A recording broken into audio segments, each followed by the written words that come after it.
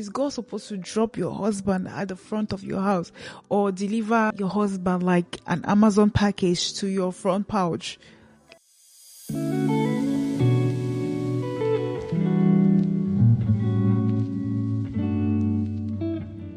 Hello everybody, welcome or welcome back to Dear Single Christian Girl podcast with your girl KB. This is a safe space where faith meets real conversations. Whether you're in your healing, you're in your hurting, you're thriving as a single girly, or you're just trying to figure it out. This is where we grow, glow, and become better versions of ourselves, one episode at a time. So stay tuned as we'll soon get into today's topic. And please do not forget to subscribe to the channel right now as you're watching, like the video, and also comment and share with your friends, okay? Today we're going to be talking on the topic, God, when? God, when? If you've not said this thing before, I want to see your hands in the air. Let me see your hands up. No hands? Okay, good. We've all said this at one point or the other, when you've prayed, you've fasted, you've trusted God, you've attended weddings after weddings, and you're asking God, when is it going to be my turn? There are some of you who have literally become like a professional bridesmaid, right? Like you're always on the bridal train, you're catching bouquets, and still your own is not coming. And people on social media are not even making it easy for us. So couple goals, people are peppering us singles, all single Pringles we have suffered though. They are peppering us on social media with photos, with videos, and we are us the lover girls, we have all done see our jaws and then you're like, God, when is it gonna be my turn?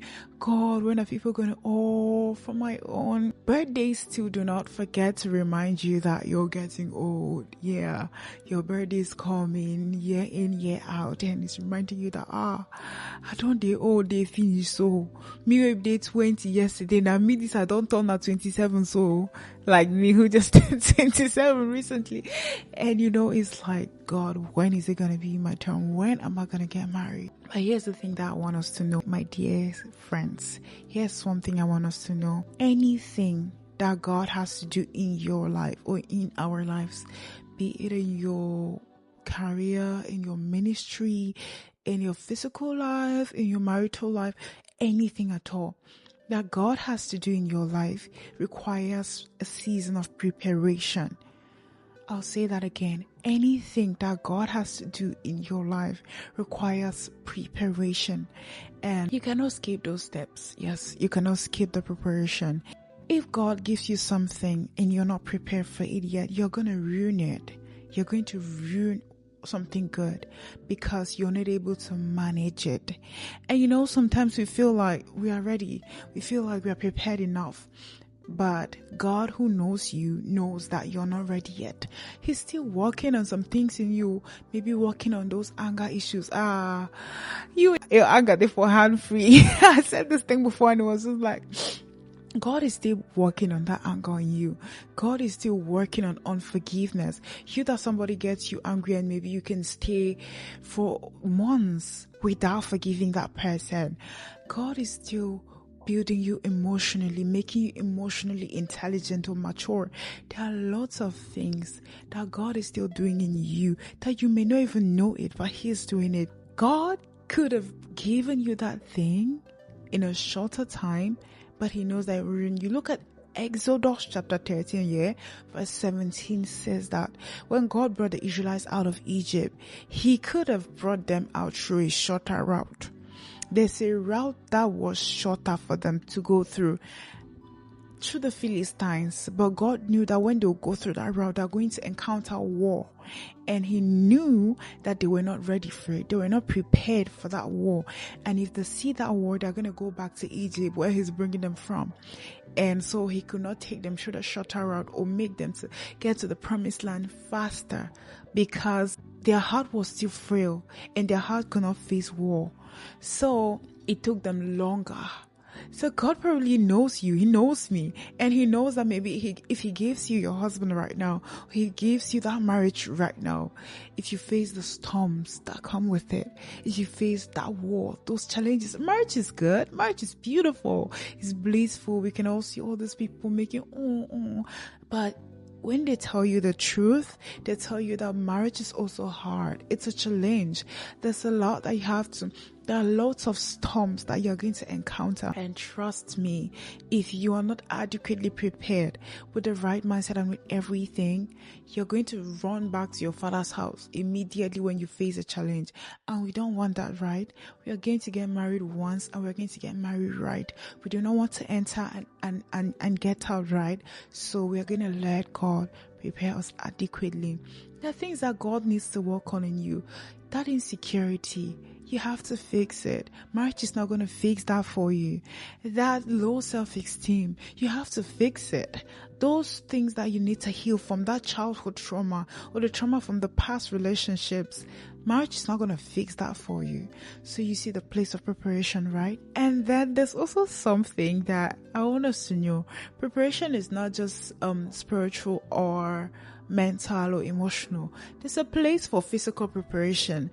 There's no way you tell me you want to get married and you cannot cook a decent meal. Oh, please, before all those people of gender equality and what a man can do, a woman can do, and all of that come for me. Yes, I'm saying it. To me, there's no reason why you should be getting married and you cannot make a decent meal. Even as a man, men should be able to make a decent meal. Talk more of a woman, right? And I know, before you come and start shouting my comment section, I know that there are women that are married that don't know how to cook. I know. But to me personally, there are some basic skills that you should be able to know as a woman who wants to get married. You should be able to at least make a decent meal. You should be able to know basic grooming skills. You should be able to know how to cater for a home. You're going to have children. You're going to have to cater for them. You're going to be able to cater for your husband. There are things that you need to do in the house. You cannot be so dirty that your house is always so in disorder and you want to get married. How? You have to learn those things. Learn hygiene. Learn how to cook. Learn basic homemaking skills. Those are important. Okay. Those are some things that are really important. That's an aspect of preparation that you should do. Beware of getting weary in your waiting. Because when you get weary in your waiting, the devil will bring you counterfeits. He'll present to you counterfeits of what God wants for you. See, let me tell you, you remember the story of Sarah in the Bible here? When Sarah was not able to put to bed at her old age, God had promised her that she was going to be the mother of many nations. So the truth about the matter was that no matter how long it was taking, God was still to fulfill his promise. But she got weary of waiting and she decided to go for a counterfeit. She decided to take the devil's advice and do something else. She decided to take Hagar and give to her husband Abraham and say, here's Hagar, have a child with her for me. And Hagar had a child. They named him Ishmael. And later on, God blessed her with her own child that he had promised called Isaac. You know, I studied that Ishmael means man of war and Isaac means laughter. You know, if you hurry and go by yourself, you either get war or you wait on God and you get laughter. The truth is that the devil is going to bring you counterfeit. I promise you. When you've waited until you're going weary, that man that is an unbeliever will not seem that bad anymore. You're thinking, he's not that bad, right? He's morally upright too. He's kind. He likes people. It's just that he does not go to church. It's just that he does not believe in Jesus. It's just that I can change him. I think, maybe I should just accept him. I'm growing older, or maybe I should just put to bed out of wedlock and just have my own child. If marriage is not coming, I should have a child, right? Sis, the devil will present you with counterfeits. But if you could only wait a little longer, I promise you, God has the best in store for you.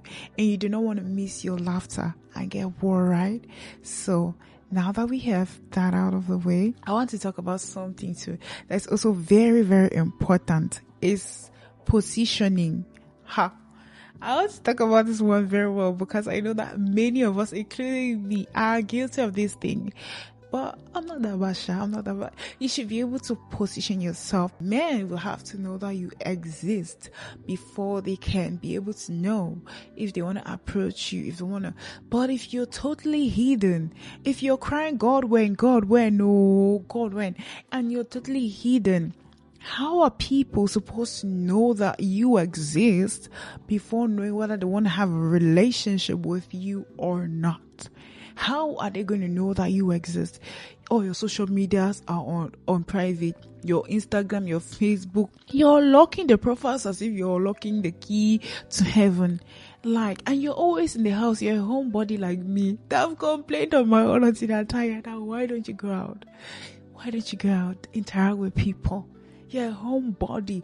The moment I've closed from church like this, you're the first to run and go out and go and be in your house on your phone, on TikTok, Facebook, but still your accounts on private. How are people going to know that you exist? How? Is God supposed to drop your husband at the front of your house or deliver your husband like an Amazon package to your front pouch? Come on. People, you have to position yourself to be seen. You have to be visible. And also, you cannot be doing God when, and your character is horrible. You're so rude. You do not greet people. You pass across the street and you're picking everybody from head to toe. You're only nice, a little bit nice to people that you feel are potential spouses. The rest, they greet you, do not answer. And the funny thing is that you do not have to be nice only to people that you like, because the truth is that person that you're rude to may not be your type or your spec or anything, but they have brothers, they have cousins who could one day be interested in you and they'll give a bad report about you. You cannot be doing God when too and you're so dirty, and you smell like expired prayer requests, whatever that is. I don't even know how that came to my mind. But you cannot be doing God when and your personal hygiene is on zero. This is not a lie. It's a true story. A guy told me that he liked this girl a lot.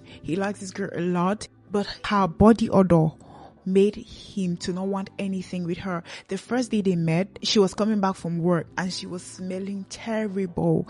And then he said, maybe it's because it's the end of the day and she was work all day, so I'll just give her the benefit of the doubt. So let's have a date, and organized a date that they had to meet at a restaurant, and she came and smelled worse. That was not even on that day. A total different day. They met at a restaurant. She came and she smelled worse. She smelled like rotten fish, in his words. All through the date, he was uncomfortable. When he got home, he told her that, I really like you, but you smell. I think he's somebody who is really, he does not mince words. He said, you smell terrible. I promise you, I cannot have anything to do with you. She said the girl actually thanked him and said she'll work on it and all.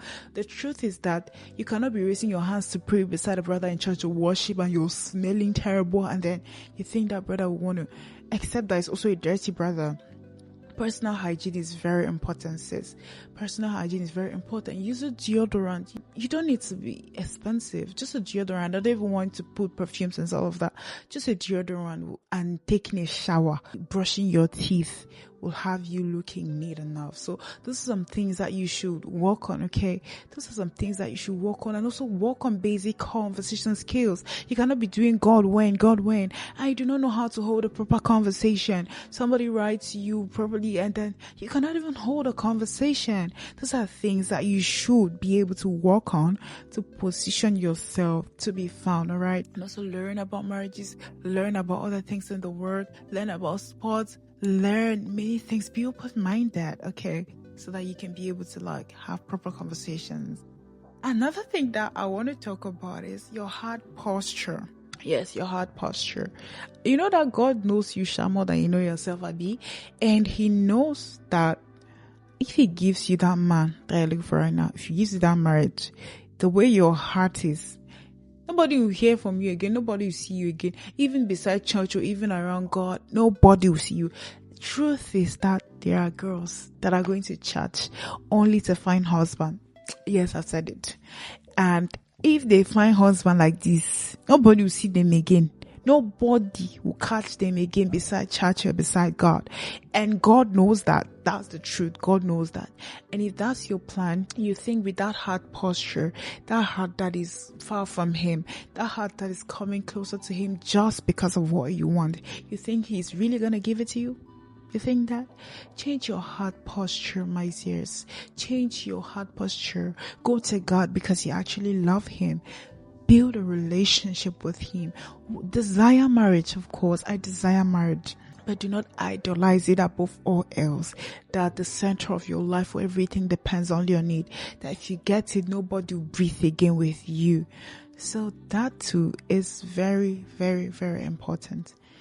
And there's something that I've noticed. Some people miss their blessings because of jealousy and resentment towards the people that have the thing that they want. Let me say, for example, you cannot want to have money, and because you're still struggling, you're always angry at rich people. You're always mad when you see them. You're always jealous. You always feel like, oh, they don't deserve it. You always feel like, why should it be them?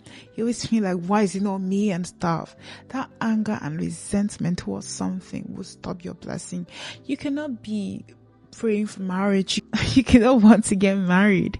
And anytime you see people getting married or people that have gotten married, all you feel is like, all you are giving them is side eye. All you're doing is like, I beg, what's their own, they're all doing? I beg, do they even love their spouse? They'll soon scatter. And all the anger, jealousy, and resentment because you do not have what they have. That is not going to bring you the marriage that you want. That is not going to bring you the marriage that you want. I'm not going to lie to you. You cannot get something that you secretly hate or secretly are envious about. Change that resentment. Be happy for people that are getting married. Be happy for for the people that God is blessing before you. Truth is that if God is doing it for people around you, like I watched in one movie, if God is blessing your neighbor, it means He is in the neighborhood. And if He blesses your neighbor, be happy for them. Celebrate with them. And soon He's bringing your own. So that thing that you see people and you're angry and stuff, my sis, we should not do that. Also, there's something that I want to say. Do not put your life on hold because you're still single or waiting till you get married. There are people that all the plans that they have is, oh, when I get married, I will. Oh, when I get married, I will. Oh, when I get married, I will. Oh, when I get married, I will. What about now that you are still single? How about enjoying the journey? How about living your best life?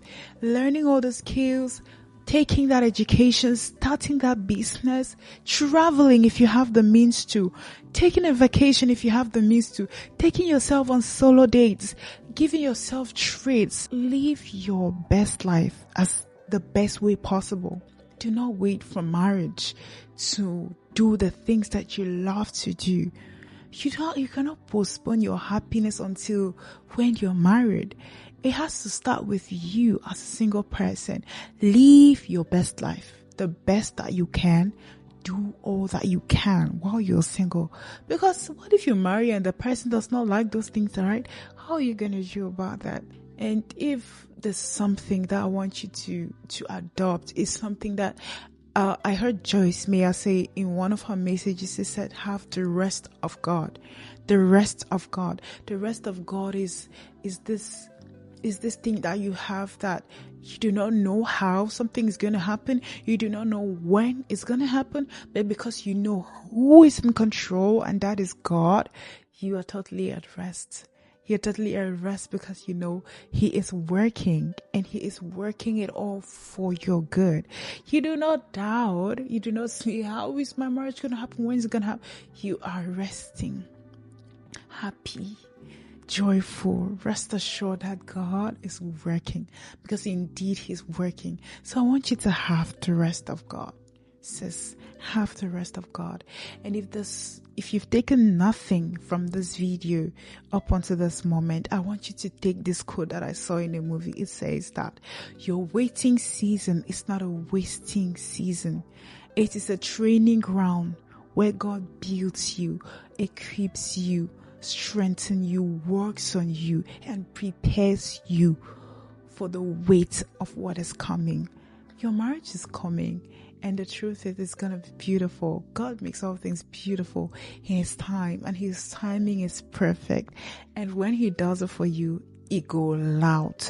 But before then, stay calm, stay happy, stay joyful, and have the rest of God. Thank you for hanging out with me today. Once again, it's me, your girl KB, and I want you to like the video if you've not done so yet. Comment, subscribe, share with your friends. Leave your questions in the comments or send them to me. We are going to come live and answer them. And please do it to share this video with your friends. Know that I love you. You're my sis, and together we are learning and becoming better versions of ourselves. Bye.